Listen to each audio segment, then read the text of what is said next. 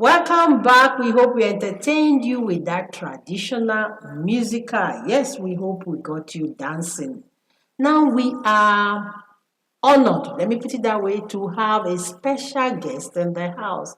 And this person is a royal father. He is our father, okay, and he has come, because he wants to talk to us about culture, preservation, okay, culture and heritage preservation, and also want to give his goodwill message to the indigenous people in the FCT. Please, it is an honor and privilege to have him in the studio. So please join me as I welcome His Royal Highness Alhaji Hussaini Agabi, ma'am, the Agaba of Gwalgwada in Kuje Area Council of the FCT in Abuja. Thank you so much, sir, for joining us. It's a pleasure meeting you this morning. Thank you, sir. Happy New Year. Same to you. Thank you so much for honoring our invitation. I'm sincerely honored too. Thank you so to much, be with sir. you this morning. Thank you, sir. You're It's welcome, a pleasure. sir. Thank you, sir. Yeah. So, sir, before we go into what we want to talk about, which is culture and heritage preservation, let's also look back to 2024. So, how was 2024 for you as a royal father? How was it?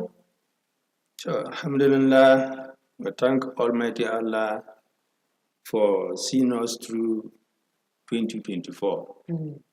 But 2024, generally in this country, was an hectic year. For the fact that it was a year that the federal government removed fuel subsidy, and that affected all facets of life. So we as traditional rulers that were right in the grassroots with our subjects, the impact definitely reflected on us.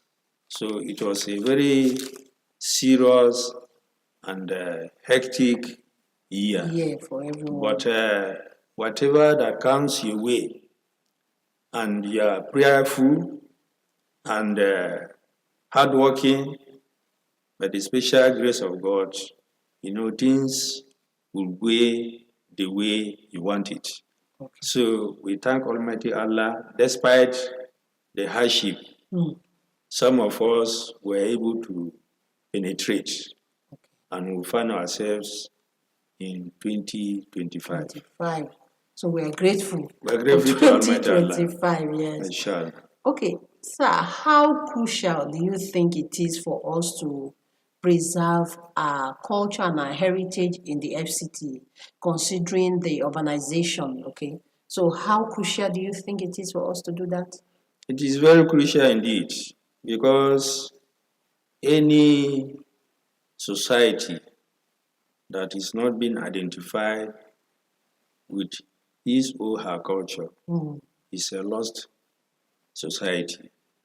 So it is paramount that those of us that will find ourselves as the indigenous people of FCT should try all we could to make sure our culture is preserved. It is by so doing that those that come from other parts of this nation will clearly know that these are the people that we met. But if we careless about it, definitely we will go on extinction and will be assimilated by other Nigerians, and that will not be palatable to the future youth or children coming up. Okay. So definitely we must try all we could to see that our culture is preserved. It's not something that has two ways about it. Okay. You just talked about our children and our youths. Now, in your own opinion, as a Royal Highness, that you have people how do you think we can be able to teach our children to make sure that we don't just allow our culture, our heritage to just go like that? Considering what is going on right now, this is the era of social media, so they have a lot of other cultures they are trying to emulate. So, what do you think we can do to make sure our youth? Yes, first and foremost, Part of culture is the dialect, Okay. the tongue, Language, okay. the language. So if you in your family, it should be mandatory that you communicate in a dialect. You know, some people used to make it as if it is a priority for them to speak English English in with their their homes. children. It's very wrong. In fact, it's very wrong. In my house, once you are within my house, you don't speak English. Leave English to the teacher in the school. But every parent should try all they could to make sure that this dialect is well spoken at home. Okay. That is the beginning. Okay. Then secondly, we should always encourage cultural festivities. What our early parents left, we should not allow it to go on extinct. So there should be festivity.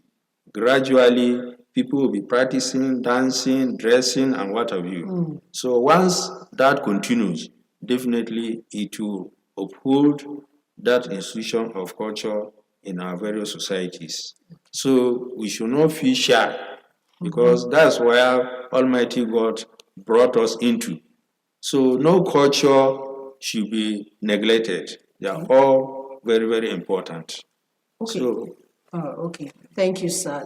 Let's look at the challenges that communities face in trying to preserve their culture, these challenges because modernization, So I know there are one or two challenges that they face in trying to preserve the culture. What do you think these challenges are? yes, the number one challenge is religion. Oh, Religion, because in Islam and Christianity, there are some practices that are not allowed. So once you say, today I'm a Muslim or I'm a Christian, so those practices, your religion will not allow you to undertake them. So that is a problem in preserving culture. And the social media, sometimes most of this Western life is easier copied than the cultural rights. So our children today, they are always with handset, with laptops and what have you. And once they open, that is what they see. And it is what you see always that definitely will be built in your mind. And subsequently, you go ahead practicing it. So it's a serious challenge. And, mixing with other societies, other tribes.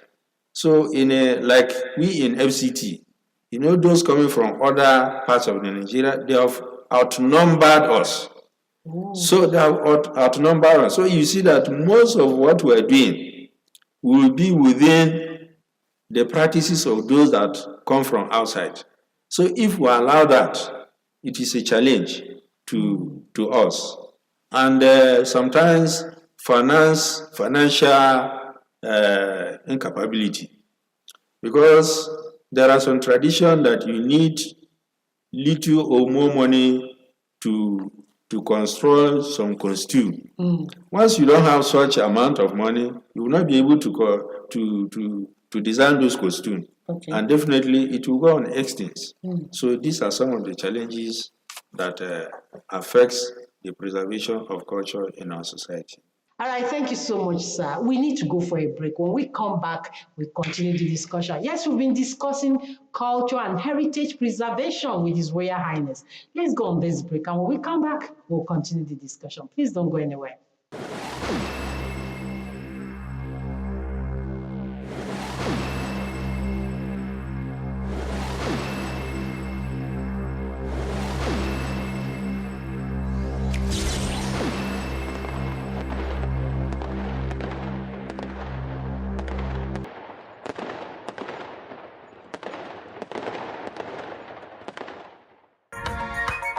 Yes, welcome back. We've been discussing culture and heritage preservation, and we have the Royal Highness here in the house. So the conversation continues. We know that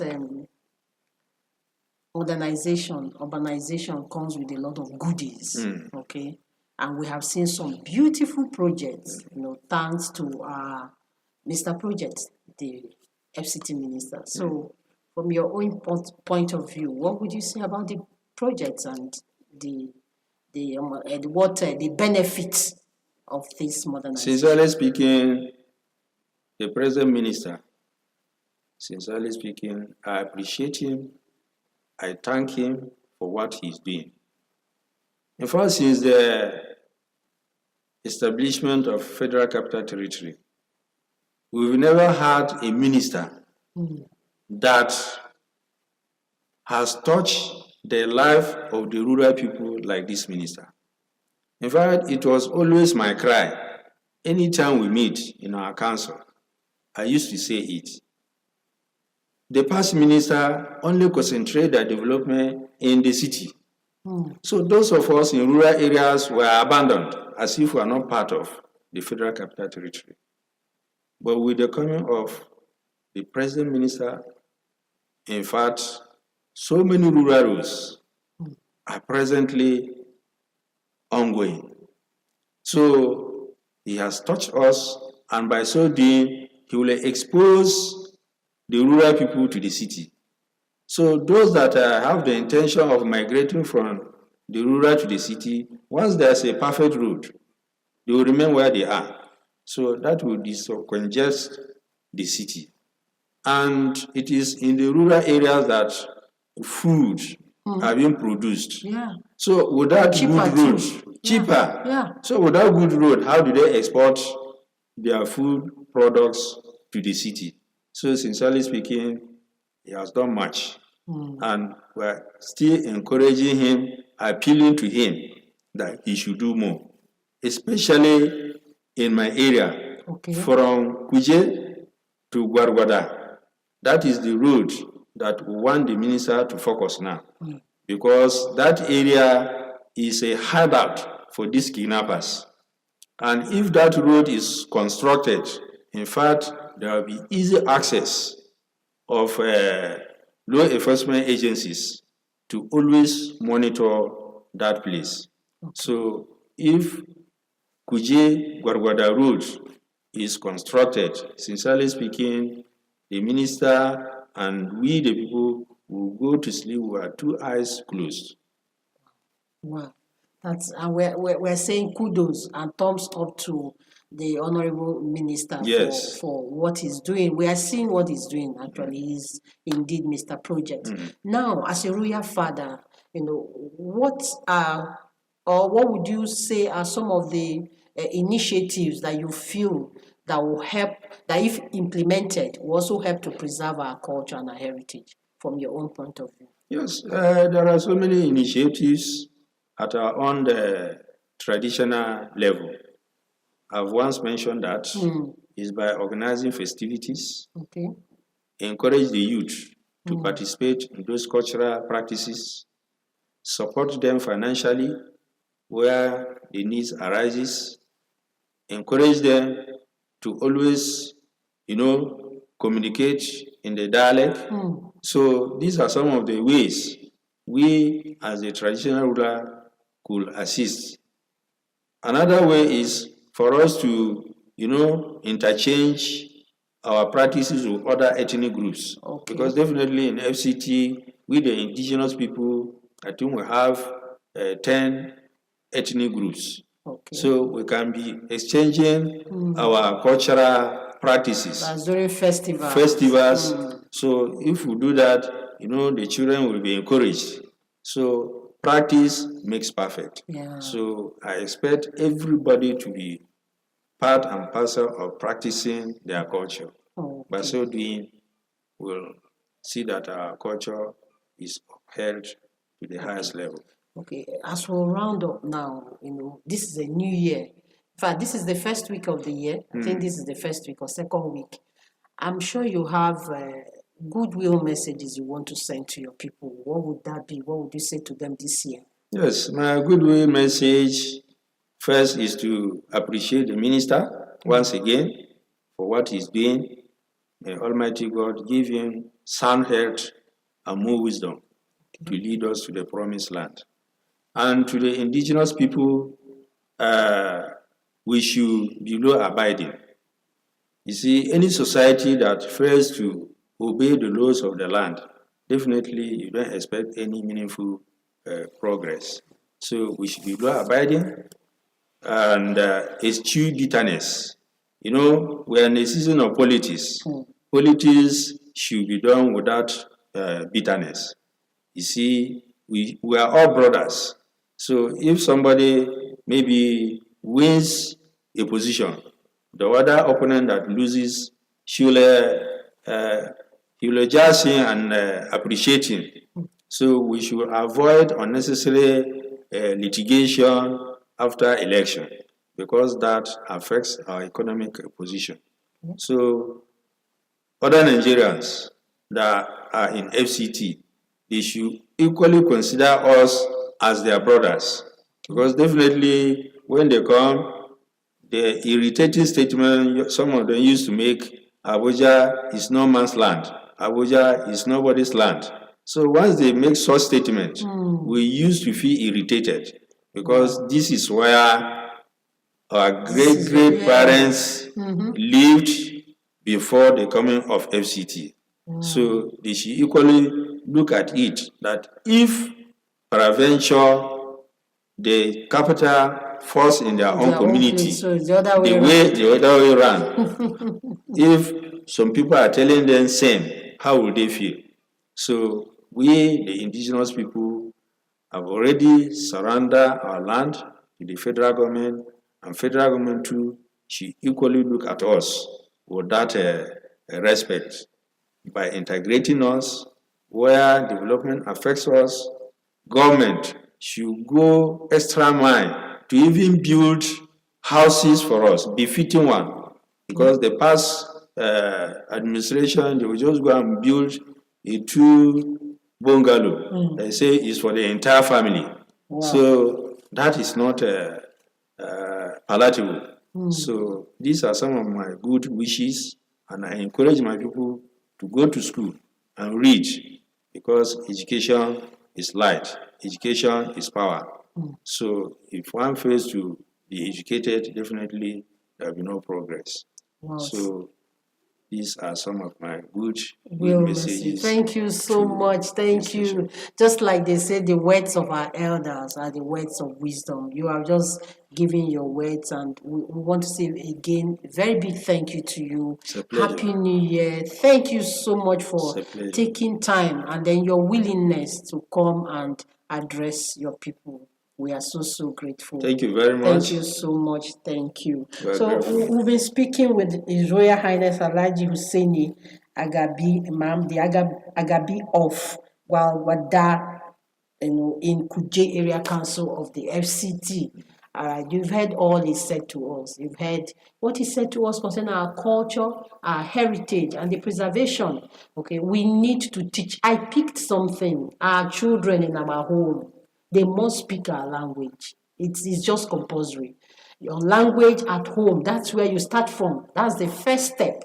Make sure that when you say to your child in your language, good morning, the child should be able to respond in your own language. Yeah, not responding in English. All right, so you heard it from him. So please, if we have not been doing that, there's still time. We can still correct it. We can still go back to the drawing board. All right, it's been Good Morning Abuja. We'll be talking about culture and heritage preservation. So don't go anywhere. We'll be right back as we take these African quotes. Stay tuned.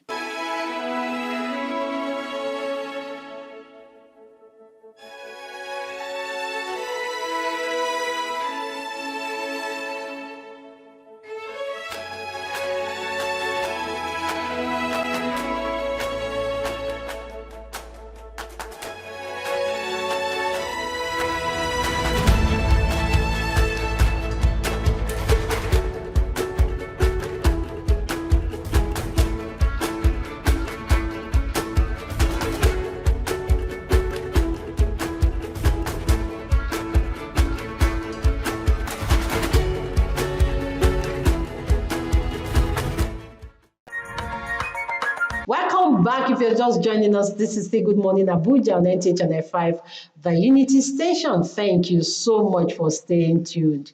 Now we have someone in the house or in the studio that I will call a special guest. Why am I calling her a special guest? I'm sure if you're used to Good Morning Abuja, you must have been seeing her, hearing her motivate us every morning. And right today, she is with us in the studio. Okay, she is a high value personality coach, and also she is a cell education advocate. And what is cell? Cell means social emotional learning. That's who she is. Please join me as I welcome with excitement Mema Ekukinam. Thank you. I'm sure that name is familiar. They would say, okay, this is the Mema Ekukinam. Because in our motivation, I'll say, please, let's join Mema Ekukinam. Thank you so much for joining us. Thank you for having me. Wow. I'm excited. And Happy New Year. Happy New Year. Yes, this is Happy New Year. Yeah. And thank you for all the messages, all the motivations, everything you have been sending to us and extending to our viewers. Yeah. Okay, so today we want to talk about mastering emotional intelligence. Okay. A lot of people will say mastering emotional intelligence. So for a layman that is just asking the way I'm asking now, what does it mean? Okay, emotional intelligence is one of the highly sought out skills in 2025. Wow. In fact, statistics show that about 90% of job promotions are based on someone's level of emotional intelligence and social intelligence. So this means it's a skill, a must-have skill, something that we need to learn and understand and harness in 2025 to make rapid progress in our work life, in our professional lives, and even in our personal lives. Okay. So emotional intelligence is your ability to understand and manage your own emotions. Okay. Understand and manage your emotions, and not just your emotions, but to also be able to influence the emotion of others. So this is a very important skill because we are social beings. Yeah. No one is an island, we say.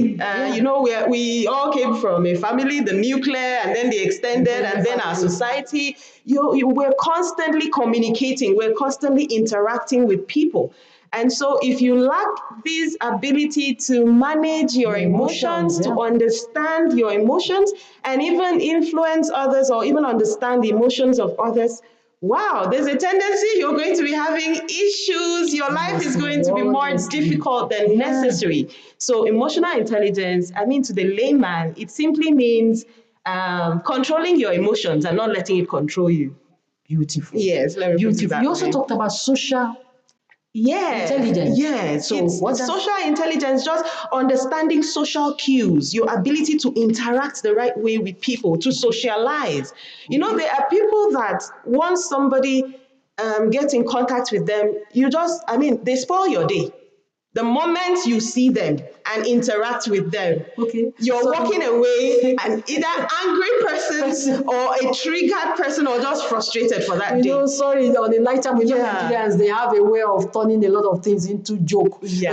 They say, this person woke up on the wrong side of the bed, and somebody said, as I woke up and saw this, I need to go back to bed so that when I wake up again and see not this person. So I understand what you're talking about. So social intelligence and emotional intelligence, they are really must-have skills in 2025. We are living in a very interconnected and very complex society, and so there's need for us to learn emotional intelligence. Okay, so what are some of the, what will I call it, signs that one will see to know that this person lacks emotional intelligence? Okay, so the first thing you're going to notice is emotional outburst. This person cannot manage any difficult emotions. For example, anger. You will constantly see them flare off, scream, and just melt down. Whether it be a child or an adult who has not learned emotional intelligence, you will notice that they are so frustrated with difficult emotions. Wow. They can't sit with they can't manage anger. Their rage is on another level. You can just you notice someone, maybe you just mistakenly step on their toe or hit them and their handbag falls and they will They will be like a bomb. yeah, like a time bomb waiting to explode, because they've not learned how to manage or control or understand their emotions. It's So a serious one. these are the signs. You will see them being very, very poor when it comes to flexibility. They are not flexible people at all. These are the set of people that people don't want to work with. You don't want to have an emotionally unintelligent person as a boss, because they cannot connect with you. They cannot understand your pain. They don't get social cues. You know those people that walk into a room and they say something that makes everybody feel like, where can I just go and hide? Like, can this ground just open? Let me enter. And there are people that when they talk, people are pushing them on the side, like, keep quiet. They can't read social cues because they're not in tune with anybody's emotions. They're not in tune with theirs. So they just, live their lives like that. So when it comes to adaptability, zero. They can't adapt. They're very difficult people. They're stuck in their ways. They are the people who you try to explain something to and they can never relate. They can't see eye to eye with you, because they are never able to put themselves in another person's shoes. So as long as we're humans, we need emotional intelligence. Whether as parents, as caregivers, wherever you find yourself, you need emotional intelligence. Wow. So those are the signs. This is amazing. Yeah. We'll go for a break, and when we come back, we'll look at how one can develop the awareness, okay, of emotional intelligence. So let's go on a break. You heard it. You need to control your emotions before your emotions control you. Let's go on this break, and when we come back, we'll continue.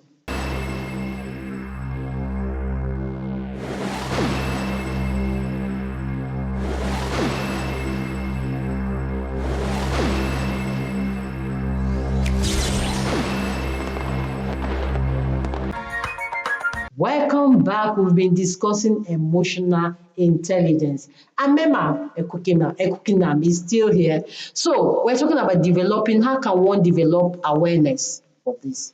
Well, number one, self-reflect. Self-reflection is so important. That's the starting point. You have to develop self-awareness. And the only way you can become self-aware if you are if you sit back and reflect on your day, reflect on your emotions, reflect on the things you have done, your actions. Go back to, when you were interacting with someone, that my reaction, was that the best? The way I spoke to this person, the way I reacted, the way I acted, go back, sit back, at least, even if it's 5 minutes. I know we are so busy, everybody's chasing, chasing funds and money, and we just want to make ends meet. But it's important to sit with yourself and reflect. That is the number one way you can build emotional intelligence. Like, check yourself, journal, write down, okay, the way I acted here, it wasn't good. I can do better. That was not the best version of myself. I can be more understanding. I can try to show more empathy. Next time someone is saying something to me, I can try to at least put myself in their shoes. When you do these things, it will help you to start building your emotional intelligence. Another thing you can do is learn to get feedback from people. Don't be afraid of feedback. We are so afraid of feedback that we don't even want to hear. We don't want to ask. Because that is that fear, that lack of emotional resilience to be able to take it if someone tells you the truth. So ask your colleagues, ask your people, how do you see me? How do I come up? How do I act? How do I react to things?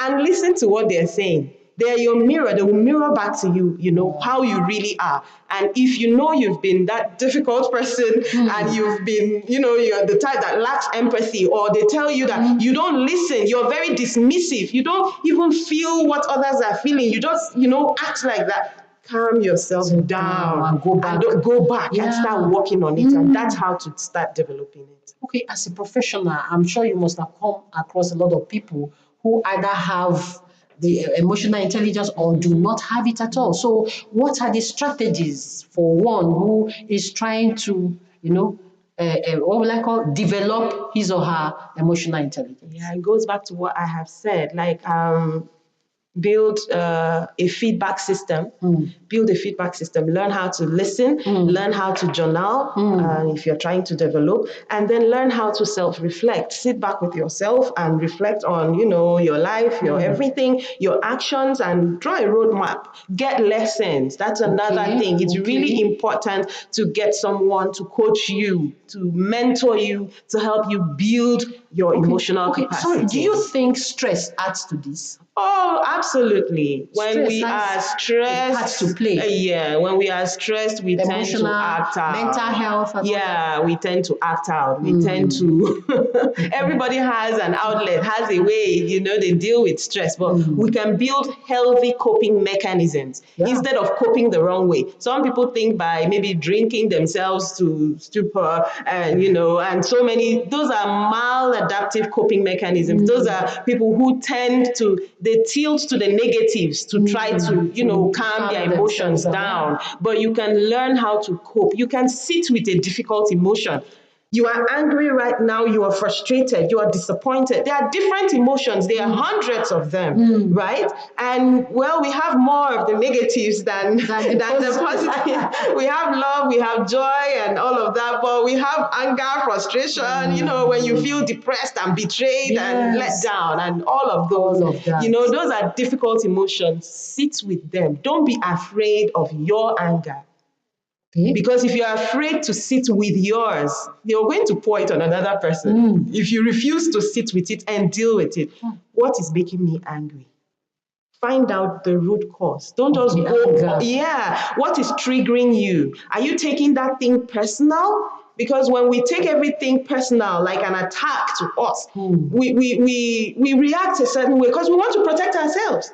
But if you focus on what the problem is, if you reframe the situation, move it away from you and look at the situation away, like be like a viewer, stand aside and look at it, and then you'll be able to be objective about that situation. So those are some of the things that we can employ to help. Okay, for someone who is watching you right now, from all you have said, battling with anger, emotions, and so on and so forth, somebody who doesn't have it, what would you say to that person? Mentoring. Please start with mentoring. Get help. It's a skill that can be learned. We are not born with emotional intelligence. We learn it either maybe from our parents, because most of us are really by contact. We learn it by contact. We learn it in the educational system where we grew up. So if you had amazing teachers and caregivers, your emotions will be, groomed alongside that intelligence, ability. When we say common sense, this person doesn't have common. We call it common sense. They say because it's too common. It's everybody that has. But we can learn it. It's a skill that can be learned. So your parents, are partly responsible for how you act when, you're emotionally because of foundation. The foundation matters. The educational system takes over from there. And then personally, as you grow, please get skilled up. The same way you go to the university to study this one and study that one, you take courses, you take professional development courses. Please get emotionally intelligent. Learn. It's a skill that can be learned. So reach out to coaches, reach out to mentors who do this thing, like myself, and please get yourself help. Wow, thank you so much. It's always, there's always this excitement hearing from you, because, I don't know, they say you can't give what you don't have. We see, anytime you motivate us, you see someone who is standing, Nigerians will say, yes, we bulletproof and say, look, I have gone through it and you can go through it and come out of it. Thank you so much, Mema Ekukinam.